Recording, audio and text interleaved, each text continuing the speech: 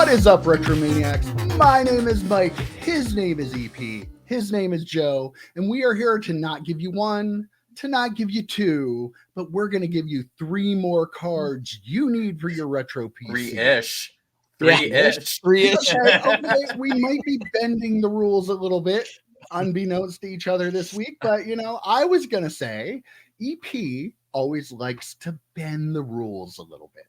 So my card this week is actually two cards, but I'll explain.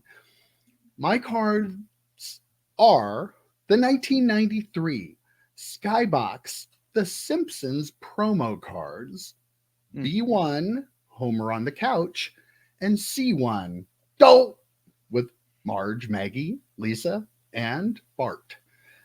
It's an acetate card that goes over top of the Homer card on the couch.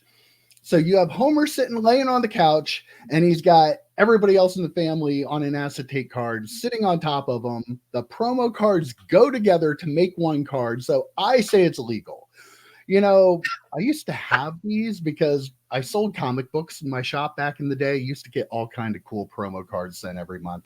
And unfortunately, I don't have mine anymore because I made the mistake of sending them to PSA to get them graded. And the Homer card came back at 10 and it instantly became worth like $300. So I'm sorry, I got rid of it. Yeah. So I got a 9 on the acetate card and a 10 on the Homer, and I sold them together. I think it was for like $275. But if you want to get these, which I intend to do again someday because they are super cool. Typically, if you look on eBay, you're going to pay about $15 ungraded for the set. I looked right now. There's really nothing out there. Some people have ridiculous prices on them. I saw like a pair of PSA 7s that only sold for like 20. So the realistic price range for ungraded, though, is about $15. So if you do want to look for these cards, look at them. They're really cool there. And you want to find them, don't pay ridiculous prices for them because some of the people have no idea and they're asking 70, 80, 100 and 200, typical eBay. You can find anything from whatever to like $500 for a $2 card. So that is my card this week.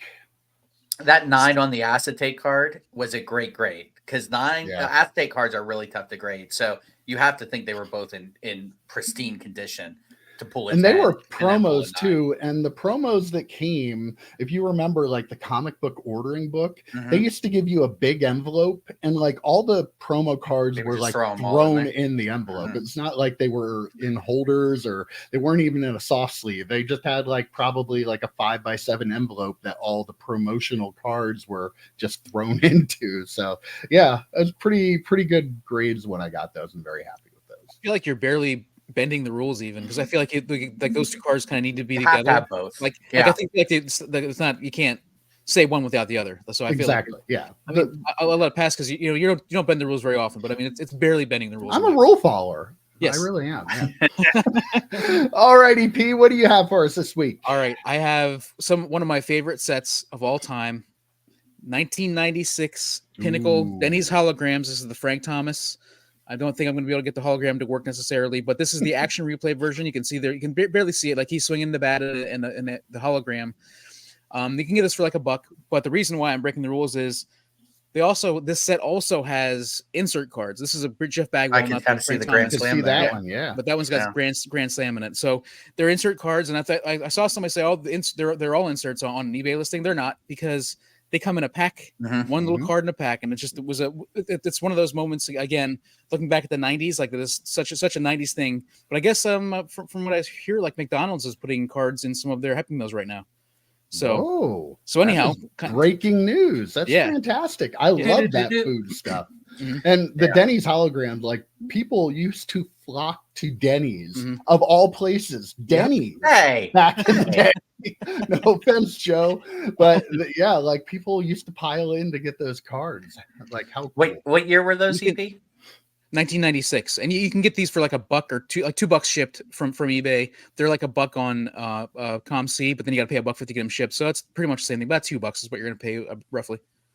Could you imagine if I worked at Denny's in 1996 and said like 2001? I'd just be scooping these suckers up. No one would be getting them. You would have been retired by now. I would be car's completely full, like to the very top of the. And it moons over my hammy to go. Wow. All right, Joe, wrap us up this week. All right, I'm breaking the rules too. Since I wasn't going to, and then you boys said you were going to, so I changed. Yeah. I changed up my thing. I'm not going to give you 1. I'm not going to give you 2. I'm not going to give you 3. I'm not going to give you 4. No. I'm going to give you 9 cards. 9 cards. Well, I have to go back and re-record the intro. Yeah, listen. There are bending rules and breaking rules, and this is definitely breaking the rules. This is breaking. I'm snapping. Okay, let me explain. 2001, Inkworks, The Mummy Returns. Okay, this is The Rock's first big break as an actor. There was an insert set of 9 cards that made a puzzle. Look how cool that puzzle is. Wow. I mean, I don't know. I mean, it's wow. It's amazing. So it's for those of us in the room who aren't actually looking at it. It's got Rock's head at the top, and then it's got the Mummy Returns logo, and it's just a really, really cool foil insert puzzle set. See it. It's right there. You can see it. Okay, perfect. So the thing I love about this card specifically, but just like late 90s, early 2000s cards in general, is when they made sets that made sense to go in 9 card pages. Mm-hmm. Like, I just love the putting together a puzzle, putting together a scene, and they cut them specifically to fit perfectly in a 9 card page. That's why I love about this card. You can pick it up on eBay for like the whole set for like $15 to $20. I was thinking about picking one up for myself. I have 4 or 5 of them from opening up boxes of the Mummy Returns back in the day. So I'm probably just going to try and find bits and pieces of them here and there and just build off of my own. It's a really cool scene. It's The Rock's first movie. It's his big break as an actor. I think it's it's cooler than just the base card of the Scorpion King, right? Like, this is a cool puzzle you can put into a 9 card page. And you know me, I'm all about the pages, all about the binders. We do know that, yes. Definitely one to add to your collection. Good stuff. Well, I was just gonna say, like, you said it's a Scorpion King or from Mummy Returns? It's from the Mummy Returns. His first. I'm looking. Like, is it his real face or is like weird animated face? That's his weird face, not the weird. Okay. That's his real face, not the weird animated face at the end. Yes. Okay. All right. Some of the worst CGI ever. Yes. It was a long time ago. It was still. It was a long. It wasn't quite Jumanji level, but yeah. All right. Well, those are 1, 2, 3, 4, 13 great choices for you this week. I do math. Next week, maybe we'll be back with 3. Maybe we'll have 25. I don't know. Tune in. See what we're going to do. I'll see you guys next week. See ya.